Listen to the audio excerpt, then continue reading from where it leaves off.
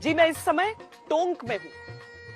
जैसे अलग अलग रजवाड़ों में आप अलग अलग मिजाज देखते हैं, उनके शासन की अलग नीतियां देखते हैं, उसी तरीके से टोंक भी बिल्कुल अलग है। नवाबों का जो ये शहर रहा है टोंक, आज यहां से हम आपको यहां के नवाबों का इतिहास दिखाएंगे, अंग्रेजों से किस तरीके से वो जूझे थे वो दिखाएंगे और टोंक का वर्तमान भी दिखाएंगे। राजमान बन लो, राजमान बन लो, राजमान बन लो, राजमान बन लो।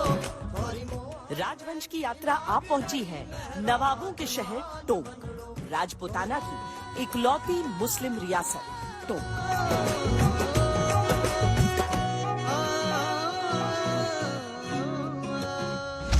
हैदराबाद, भोपाल, जूनागढ़, मैसूर ऐसी देश में 10-12 मुस्लिम रियासतें थीं, जिसमें राजस्थान की एकमात्र मुस्लिम रियासत टोंक रही है। धीरे यहाँ पर मौर्य काल के भी अंश मिलते हैं, मालव वंश का भी इसमें मिलता है, गुप्त काल का भी मिलता है, महाभारत कालीन अवशेष भी मिलते हैं। इसके अलावा खेड़ा संस्कृति के अवशेष भी यहाँ पर पाए जाते हैं। लेकिन इसको जो असल पहचान मिली, अलाउद्दीन खिलजी के ज़माने में इसको दोबारा आबाद किया गया और अकबर के ज़माने में यहाँ पर एक तरीके से सोलंकियों की हुकूमत हुआ करती थी। यहाँ पर रजिया सुल्तान की हुकूमत रही, बलबन की हुकूमत रही, तुगलकों की हुकूमत रही। यहाँ जो भी शासक रहे हैं वो अपना गंगा यमुना तहजीब के अकॉर्डिंग उन्होंने अपना शासन चलाया है। नवाब साहब ने हमें राज पंडित घोषित करा था। तो जैसे कि राज पंडित वो लोग होते हैं जो राजाओं के टाइम के, नवाबों के टाइम के, तो हम उस प्रथा से या उस मंदिर से जुड़े हुए हैं। यहाँ पर जो प्रथम नवाब थे, उनकी बहादुरी के चर्चे तो देश विदेश में काफी रहे हैं। कहते हैं टोंक के राज परिवार में आज भी जितने सदस्य हैं उतने किसी और में नहीं। इनकी संख्या 100-200 नहीं बल्कि लगभग 10,000 बताई जाती है। नवाब साहब, अपने लीनेज में आप 9वें नंबर पर हैं। जी कहाँ से शुरू होती है ये कहानी? जी, जैसे एज यू आर अवेयर, कहानी असल में तो 17 नवंबर 1817 से शुरू होती है, लेकिन कहानी का बैकग्राउंड भी आप ये समझ लो 50 साल और उससे पहले, जैसे कि आपको मालूम है कि वो एक बहादुर लड़का निकला और वो सेनापति बना और उसके बाद नवाब बना। जब नवाब बने, शुरू से अमीर खां, उन्होंने बुनियाद डाली टोंक रियासत की।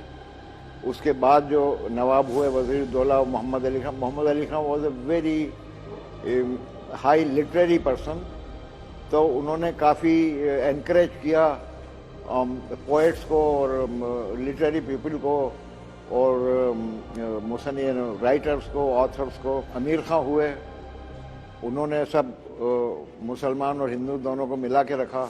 वो उसके बाद फिर इब्राहिम अली खां जिन्होंने 63 साल हुकूमत की, उन्होंने पूरा शहर आबाद किया, पूरा ख़ानदान बनाया, जबकि अब रॉयल फैमिली के कम से कम 10,000 मेंबर हैं।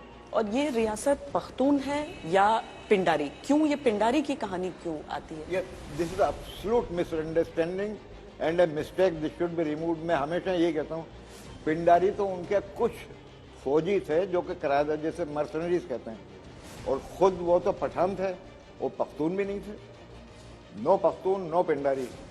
We were Pathan from Moradabad, Sambhal, and even before that वे फ्रॉम जलालाबाद, अफगानिस्तान, रियल पठान।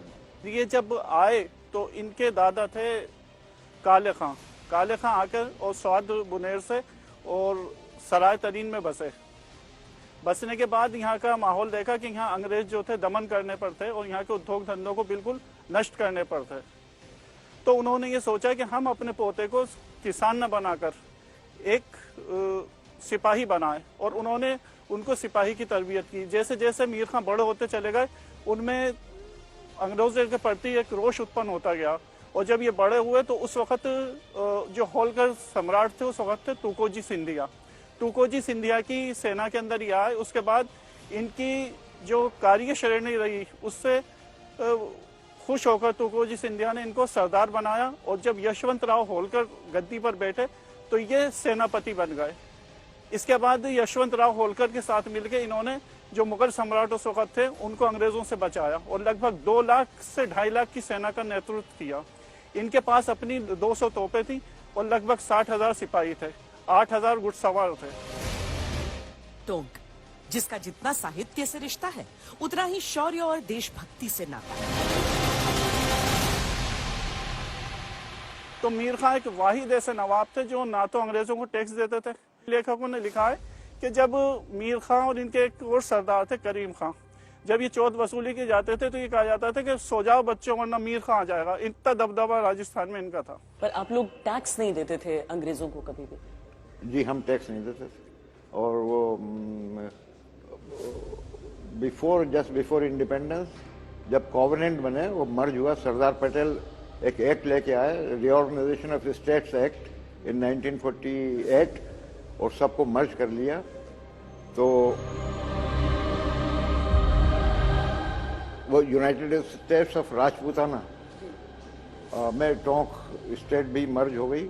48 में सरदार पटेल और दूसरे लीडरों ने पूछा था कि आप पाकिस्तान में जाना चाहते हैं, इंडिया में?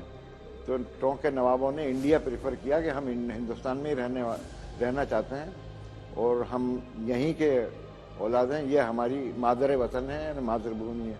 अंग्रेज़ों से ट्रीटी बनी थी अमीर खां की as a leader of Maratha, और दूसरी तरफ as a leader of the East India Company. तो उसमें ये कंडीशन थी कि हम खिराज नहीं देंगे और कोई अंग्रेज बगैर इजाज़त के नवाब की दाखिल नहीं हो सकता हमारी रियासत। ये 2 कंडीशन थी उसमें।